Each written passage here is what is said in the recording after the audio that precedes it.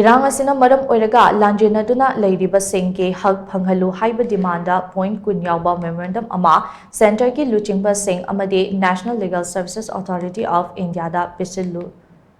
Pisilubi Naorem Ongbi Rojita na ngasi Imphal Bir Tikendrajit International Airport thunglabada Uripok Nupi Apunba Lup na Taramna Okhre Naorem Ongbi Rojita Churachandpur Pumuzamba Maitai Lekai digini adum oinamak Irang asina maram oiraga Lanjenaduna hose Fubala Relief Camp ta changsafam loduna leiribini mahakna point kun Yaoba Memorandum madu India ke President Prime Minister Union Home Minister Union Defence Minister Union Finance Minister Union HR Minister amadi National Legal Services Authority of India da pishillubi khongchat aduga mari leinana Naorem Ongbi Rojita na hai Manipuri thokliba Irang asina maram oiraga lanjennaduna shing relief camp ta changsafam loduna leirakpa chahi ani fazilakle lanjennaduna shing asigi constitutional right matik chana phanghanba amadi masa masagi mayumda hanjuna tangdu leitana hingba ngamhanba action amata lokatana leiriba ase laibak thibane masina maram oiraga relief camp ta leiriba singi hal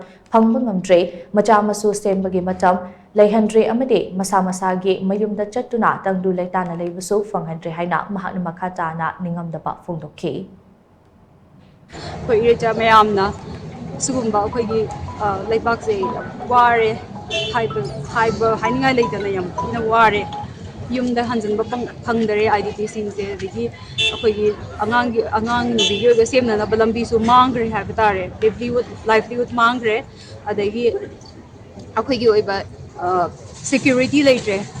maina akhoi gi kenu su leitre akhoi gi hingbegi hak se pumang mangaga yumda hanjan su ya da bi adagi akhoi gi oiba kari gumba yumda leibado adu phangdaba adagi khoi da mangi ba tai ba sing su compensation gi wafam se si se che da dang leiraga thabo oina paikhat pirak ta base si mayam se aina mayam da aina haizaning badi mayam su mateng pangbiro o manipur irecha khudima na mateng pangbiro o du akhoi idp sing gi su du irecha sing su khoi palap khumang se manipur se आप चाही कुन था मनिंग हल्ले back चलेबा पोचे mayam manaragadi unite oiragadi khoi soida mamang da progress oiba ngamgani